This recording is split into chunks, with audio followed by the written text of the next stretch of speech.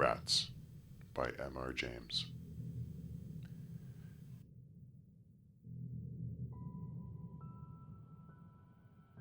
And if you was to walk through the bedrooms now, you'd see the ragged, moldy bedclothes a-heavin' and a-heavin' like seas.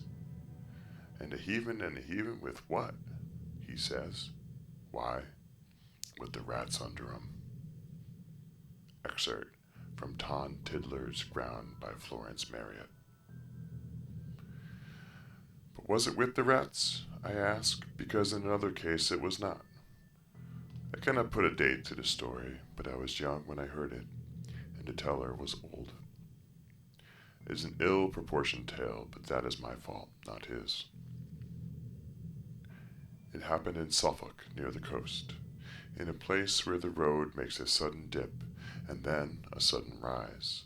As you go northward, at the top of that rise stands a house on the left of the road. It is a tall red brick house, narrow for its height. Perhaps it was built about 1770. The top of the front has a low triangular pediment with a round window in the center. Behind it are stables and offices, and such garden as it has is behind them. Scraggy Scotch firs are near it. An expanse of gorse-covered land stretches away from it. It commands a view of the distant sea from the upper windows of the front. A sign on a post stands before the door, or did so stand, for though it was an inn of repute once, I believe it is so no longer. To this inn came my acquaintance, Mr. Thompson, when he was a young man, on a fine spring day, coming from the University of Cambridge and desirous of solitude in tolerable quarters and time for reading. These he found, for the landlord and his wife had been in service and could make a visitor comfortable, and there was no one else staying in the inn. He had a large room on the first floor commanding the road and the view, and if it faced east, why, that could not be helped. The house was well built and warm. He spent very tranquil and uneventful days, work all the morning, an afternoon perambulation of the country road, a little conversation with country company or the people of the inn in the evening over the then fashionable drink of brandy and water, a little more reading and writing, and bed, and he would have been content that this should continue for the full month he had at disposal. So well was his work progressing, and so fine was the April of that year, which I have reason to believe was that which Orlando Whistlecraft chronicles in his weather record as the charming year. One of his walks took him along the northern road, which stands high and traverses a wide common called a heath. On the bright afternoon when he first chose this direction, his eye caught a white object some hundreds of yards to the left of the road, and he felt it necessary to make sure what this might be. It was not long before he was standing by it, and found himself looking at a square block of white stone fashioned somewhat like the base of a pillar, with a square hole in the upper surface. Just so another you may see at this day on Thetford Heath. After taking stock of it, he contemplated for a few minutes the view, which offered a church tower or two, some red roofs of cottages, and windows winking in the sun, and the expanse of sea, also with an occasional wink and gleam upon it, and so pursued his way. In the desultory evening talk in the bar, he asked why the white stone was there on the common. An old-fashioned thing, that is, said the landlord, Mr. Betts. We was none of us alive when that was put there. That's right, said another. It stands pretty high, said Mr. Thompson. I dare say a sea mark was on it some time back. Ah, yes, Mr. Betts agreed. I have heard they could see it from the boats, but whatever there was, it's fell to bits this long time. Good job, too, said a third. 'Twant a lucky mark by what the old man used to say. Not lucky for the fishin', I mean to say. Why have you not? Said Thompson. Well, I never see it myself, was the answer. But they had some funny ideas, what I mean, peculiar, them old chaps, and I shouldn't wonder but what they made away with it themselves. It was impossible to get anything clearer than this. The company, never very voluble, fell silent, and when next someone spoke, it was of village affairs and crops. Mr. Betts was the speaker. Not every day did Thompson consult his health by taking a country walk. One very fine afternoon found him busily writing at 3 o'clock. Then he stretched himself and rose and walked out of his room into the passage.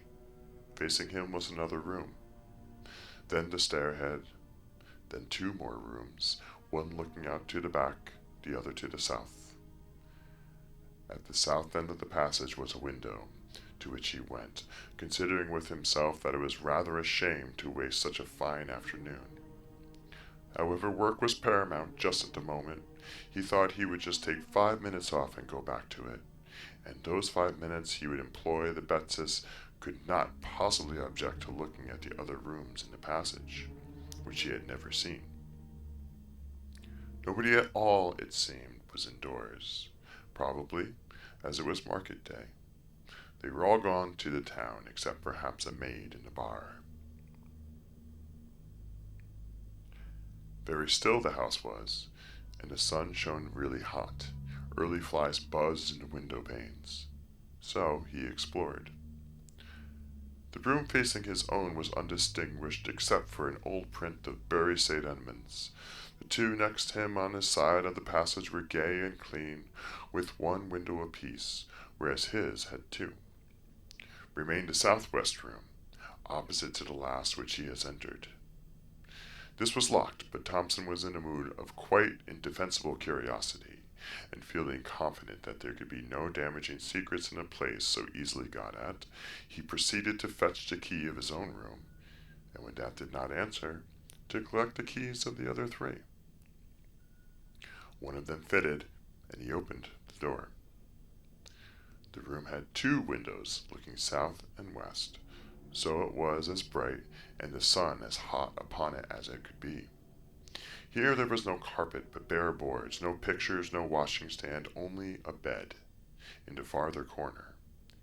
An iron bed, with mattresses and bolster covered with a bluish check counterpane. As featureless a room as you could well imagine, and yet there was something that made Thompson close the door very quickly, and yet quietly behind him, and lean against the window-sill in the passage, actually quivering all over. It was this, that under the counterpane someone lay, and not only lay, but stirred. That it was someone, and not something, was certain, because the shape of a head was unmistakable on the bolster, and yet it was all covered, and no one lies with covered head but a dead person. And this was not dead, not truly dead, for it heaved and shivered. If he had seen these things in dusk or by the light of a flickering candle, Thompson could have comforted himself and talked of fancy. On this bright day, that was impossible. What was to be done? First, lock the door at all costs. Very gingerly he approached it, and bending down listened, holding his breath. Perhaps there might be a sound of heavy breathing, and a prosaic explanation. There was absolute silence. But as, with a rather tremulous hand, he put the key into its hole and turned it, it rattled, and on the instant a stumbling, padding tread was heard coming toward the door. Thompson fled like a rabbit to his room and locked himself in. Futile enough he knew it was. Would doors and locks be any obstacle to what he suspected? But it was all he could think of at the moment, and in fact nothing happened. Only there was a time of acute suspense, followed by a misery of doubt as to what to do. The impulse, of course, was to slip away as soon as possible from a house which contained such an inmate. But only the day before he had said he should be staying for at least a week more. And how, if he changed plans, could he avoid the suspicion of having pried into places where he certainly had no business? Moreover, Either the Bettises knew all about the inmate, and yet did not leave the house, or knew nothing, which equally meant that there was nothing to be afraid of, or knew just enough to make them shut up the room, but not enough to weigh on their spirits. In any of these cases, it seemed that not much was to be feared, and certainly so far as he had had no sort of ugly experience. On the whole, the line of least resistance was to stay. Well, he stayed out his week. Nothing took him past that door, and often as he would pause in a quiet hour of day or night in the passage and listen, no sound whatever issued from that direction. You might have thought that Thompson would have made some attempt at ferreting out stories connected with the inn, hardly perhaps from Betts, but from the parson of the parish or old people in the village. But no, the reticence which commonly falls on people who have had strange experiences and believe in them was upon him.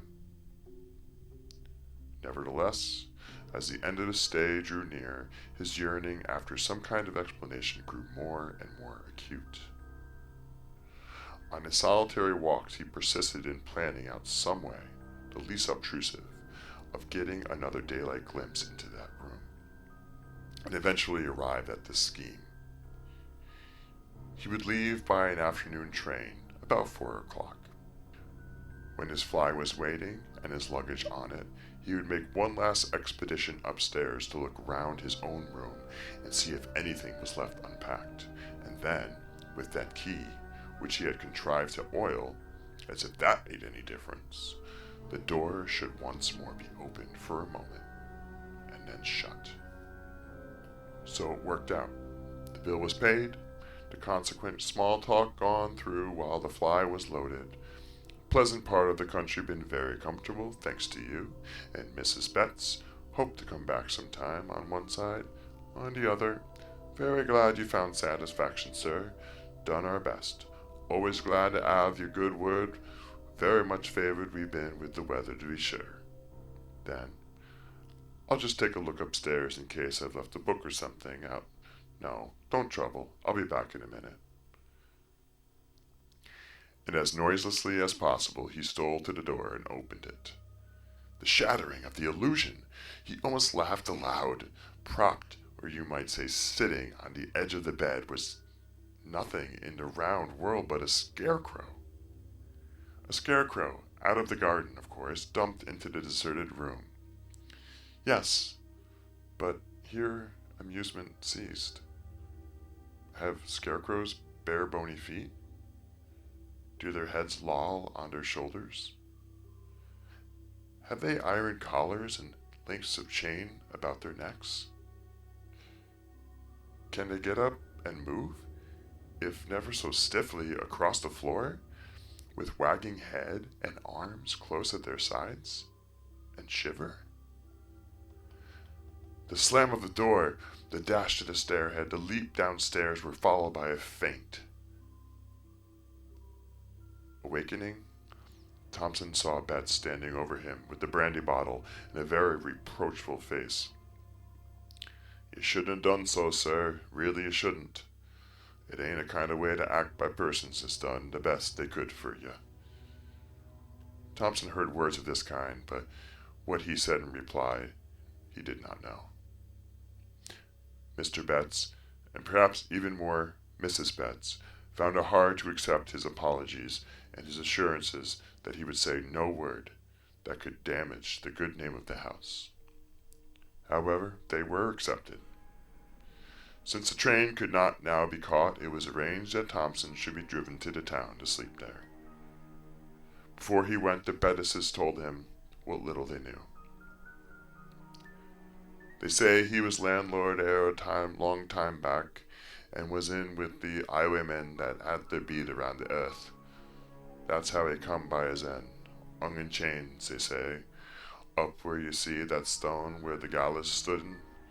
Yes, the fishermen made away with that, I believe, because they see it out at sea and it kept the fish off, according to their idea. Yes, we had the account from the people that had the house before we come.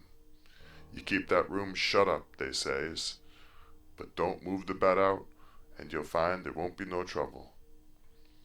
And nowhere there has been, not once, he haven't come out into the house, though what he may do now there ain't no saying.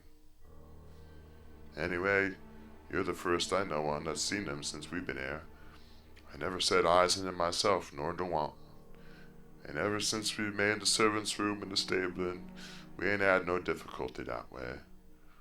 Only I do hope, sir, as you'll keep a close tongue, considering how and how do we get talked about, with more to this effect.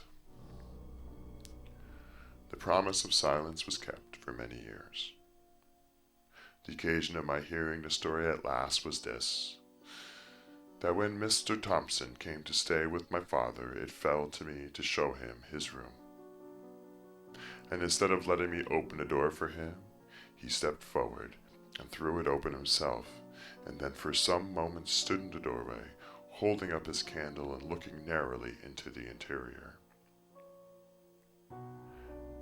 Then he seemed to recollect himself and said, "I beg your pardon. Very absurd, but I can't help doing that for a particular reason." What that reason was, I heard some days afterward, and you have heard now. The end.